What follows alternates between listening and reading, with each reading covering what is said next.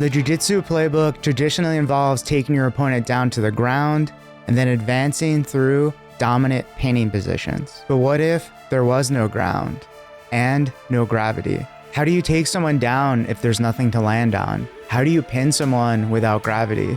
In this video, we're going to boldly go where no grappler has gone before. The final frontier, space. We're going to explore how zero gravity transforms jiu-jitsu, and by changing the rules, rethink what is fundamental about grappling. Strap in as we embark on a journey that just might change the way you think about jiu-jitsu. And if you don't already know me, my name's Sean. I'm a BJJ black belt and a founder of the BJJ education app, Digitsu, which if you wanted to check out, I put a link in the description with some free instructional content. All right, so when I said where no grappler has gone before, this wasn't entirely true. There's at least one, Sultan Al Neyadi, who made history by becoming the first person to wear jiu-jitsu gi in space. And he has credited jiu-jitsu with giving him the discipline, focus, adaptability for a 6-month mission on the International Space Station. And he has some really interesting and unique insights related to jiu-jitsu in space. For example, resting on your heels, how you typically stand on planet Earth, doesn't work in space. You have to hook your toes onto surfaces to stay attached. This is similar to using hooks in jiu-jitsu with your feet, and then you also have to rely on your grip strength and your forearm muscles to pull and hold on to things. He also found other movements in jiu-jitsu, like leg pummeling, like you're playing open guard, is really useful for rotating and changing direction when you're not attached to any surface. While he gave us some really unique insights, he's just one person, and for now, until we get robots, you need at least 2 people to properly practice jiu-jitsu. So for everything else in this video, we have to use our imaginations, and we're left only with thought experiments. I've honestly changed my opinion multiple times throughout making this video, and everything I'm going to say is just purely speculation. So if you think anything different would actually happen, please let me know down in the comments. I'm really curious, and I'm sure others are as well. So one obvious thing worth mentioning right away is that takedowns and sweeps aren't really a thing, as there is no top position or ground. So maybe all those years of ignoring takedowns and just pulling guard have finally paid off. But let's continue to go deeper and talk about how different techniques and positions would adapt in space. And at the end of this video, we're going to talk about what I think is the most radically changed position. But first, let's talk about the guard position. So the most obvious thing to note about the guard position is that the person with guard is no longer on bottom, as there is no bottom. But if we take a look at this from another angle, it becomes clear that in space, the guard position and the mount are the same position. This unique perspective we're given of the position from space might help explain the idea that many closed guard players also like the mount, for example, Hadra Gracie. In a lot of ways, I think we can think of this space guard position as an entirely new position because the set of techniques that work and don't work are entirely different from both the Earth guard and the Earth mount. So what do you think? Do you think the space guard is better or worse than the Earth guard? I would argue that space guard is actually a better position. The reason why is that I think the best way to escape a good closed guard is to build up to your feet, using the force of gravity to untangle their legs, then work to pass the guard. But in space, you can't build up to your feet and you can't use the force of gravity. And for the person playing guard, a lot of techniques wouldn't be available. For instance, things that disrupt base, sweeps like the hip bump sweep, but you still have access to most of the submissions, for example, triangles, kimuras, collar chokes, and so on. And by having your hips higher than your opponent's hips, you're able to use your legs then to tackle these different submissions. And it's very difficult for them to use their legs at all, especially now without the presence of the ground. And without the ability for them to easily create stacking pressure, high guards like the rubber guard might become much more effective. Perhaps there is more to the name 10th Planet Jiu-Jitsu than we ever realized. The yet to be discovered 10th planet is likely smaller than Earth, a low gravity environment, properly suited for the rubber guard. But now the next question is space guard better than Earth mount? My first thought was, of course, Earth mount's better because you can pin your opponent to the ground and then crush them underneath you using the force of gravity. And then in space, you no longer have the ability to do that. But the more I got thinking about it, the more I started to think the answer isn't so clear. In space, the person trapped in the position loses access to one of the most common ways to escape. They aren't able to bridge or off balance the other person. And even the classic elbow escape from mount is much more difficult now because it typically works by exploiting the space between your opponent's legs and the ground, which isn't there anymore if their legs are locked behind you. Maybe the proper space guard escape is some weird kipping where you try to shake your hips back and forth and wiggle your way out. We're going to get into what fundamental concept explains why space guard is so powerful, but first, I have an important message.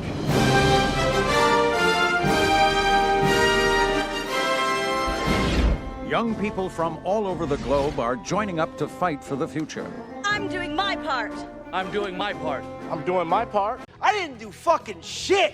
Did you know almost 90% of viewers aren't subscribed? If you're enjoying this video, please show your support and hit the subscribe button. There is a fundamental concept in Jiu-Jitsu that helps explain why the guard position is so powerful, and that is inside position. And I feel like in Space Jiu-Jitsu, this concept has even more importance. Inside position is when you get your arms and legs inside your opponent's arms and legs, which gives you a greater deal of control on them than they have on you. The areas you're looking to control are around the neck, the armpits, the torso, around the belt line, and hips. When you're able to occupy and control these inside positions, not only does it give you a greater deal of control on your opponent, it gives you the ability to isolate limbs to set up submissions, and then set up strangles by attacking the neck. In the closed guard position, when you have your legs wrapped around your opponent's body, you're occupying the key inside position, and that's around the belt area, around the waist. This gives you a greater degree of control of their torso, makes it difficult for them to bring their legs inside, and it isolates their upper body. Now that you have their upper and lower body separated, you can work to isolate even more vulnerable areas. For example, you can look to isolate the area around the neck and the armpit for a triangle choke. If you want to learn more about inside position, Jordan Teaches Jiu-Jitsu has a great video on this topic, which I linked down below in the description. The next position I want to talk about before we get into any of the really crazy stuff is the back position. In Space Jiu-Jitsu, the back position is still a dominant position, but I'd argue it becomes even more powerful. This is because there's just less escapes available in Space Jiu-Jitsu for the back position. For example, you can't build up the turtle, look to scramble to your feet, and then shake people off your back that way, and it's even more difficult to bridge and turn to face your opponent. And at the same time, the person with back control still has all the main points of control available to them. You know, they can look for body triangles, the seatbelt grip, or traditional hooks, all of which still work. And at the same time, they still have the most highest percentage submissions in Jiu-Jitsu available to them, like the rear naked choke and different collar chokes. And all those points of control and submissions we talked about, they all work because they all rely fundamentally on that concept of inside position we talked about earlier. For example, the body triangle covers that belt line area, meanwhile the seatbelt covers the torso and armpit and neck area. So they all work just as effectively in space as they do in earth. But there's another important fundamental concept that explains why the back position is still powerful, and that's the idea of having an angle on your opponent. If you took two boxers of the same size, strength, and skill and had them stand head to head facing each other, and each were able to throw punches at each other, neither would have an advantage based on this idea of angle. But what if you moved one of the boxers off to the side and they were able to maintain their alignment towards the other boxer? Who would have the advantage now? So assuming the boxer who didn't move couldn't move their feet, then they would have to twist their torso and head to face the other opponent. Their ability to project power with their punches would be compromised. Now, what if we were to take this concept to the extreme? We put one of the boxers directly behind the other boxer. In this case, one of the boxers has maximum angle advantage over the other boxer. And this is why the back position is so powerful in Jiu-Jitsu, because the person with their back taken, it's very difficult for them to project force backwards. Meanwhile, the person on the back has their full strength available. There's also another huge advantage that the person with their back taken, they can't see their opponent behind them, like we don't have eyes in the back of our head, and this becomes even more of an advantage in space. This is because of the impact of zero gravity on our sense of balance and spatial awareness. This sense, known as proprioception, relies on input from our joints, muscles, and gravity to inform us about our body's position in space. In a zero gravity environment, our sense of proprioception is challenged because the normal gravitational cues are absent. Without gravity, especially without adaptation to space, our grapplers might struggle with orientation and body positioning, especially when they don't have a clear line of sight, like what might happen in the back position. This adds a whole new layer to Space Jiu-Jitsu, where adapting to this disorientation of space becomes all part of the game. So finally, we have our last position, and that is the side control position, which I think is the most radically changed position in space. And I want you to ask yourself and think about this position, which grappler has the more dominant position? So what makes this position completely crazy is that without the force of gravity, both the top and bottom positions are exactly the same. Neither grappler can use the force of gravity to pin their opponent, nor do they have to bear the weight of their opponent. So that being the case, similar to like 50-50 or maybe half guard. It's the details within the position that determine who has control and who's in a dominant position. And like we talked about earlier, I think there's a concept that's really useful to explain things and who has dominant control, and that is inside position. For example, if you can control the inside position around the hip belt line area, you can prevent your opponent from bringing their legs inside, while at the same time working to advance your own position to the space guard or mount position. At the same time, if you're able to get inside position on the upper body, you can look to isolate limbs or the neck to go for the submission. I actually think a big part of space side control is going to be trying to take the other opponent's back. This is because you don't have to worry about the floor getting in the way or being pinned down to the mat. Maybe a key part of the battle is to get inside position around the neck area so you can apply a crossface, make their head turn away, twist their spine, and then expose their back. Another idea from this position is that the way to make space to try to get your knee inside for an elbow escape might look different as well. You won't be able to shrimp off the mat like you normally would on the ground, but maybe there's some sort of dynamic kipping escape that you can use to make some sort of space and get your knee inside. And honestly, as I started to think about this position more, I'm not even sure if it would actually be considered much of a position at all. We usually label our positions based on situations that are relatively static, but without the floor and gravity, I think the nature of side control would be entirely different. You know, we mentioned how it might be easier to take the other person's back, but also if you just get a little bit of back exposure, you're also very close to crucifix style attacks as well. And all this craziness applies to side control variations as well. For example, north-south is also mirrored, but then other variations like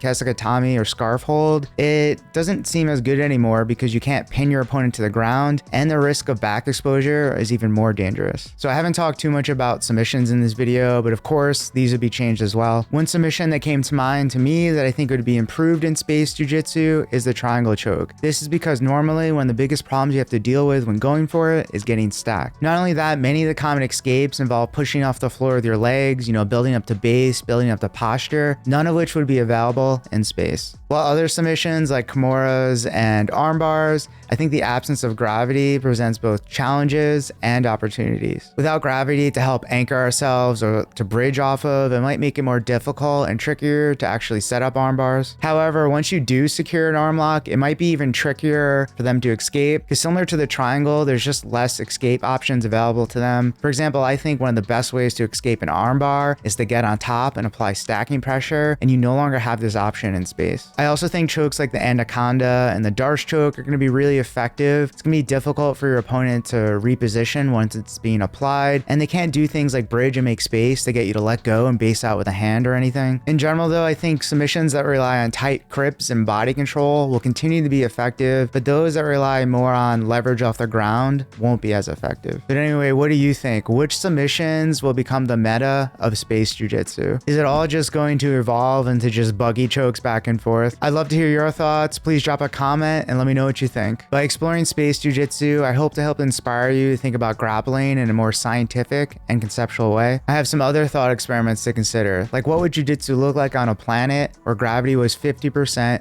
stronger? And what about a low oxygen environment? Would smothering techniques like mother's milk become more common? Personally, I think thought experiments are a great way to think about your own Jiu-Jitsu and make sense of the ideas and concepts at play. Because fundamentally, I think Jiu-Jitsu is about problem solving and engineering under the constraints of physics and human anatomy. Anyway, I had a lot of fun making this video. I hope you enjoyed it, and thank you for watching.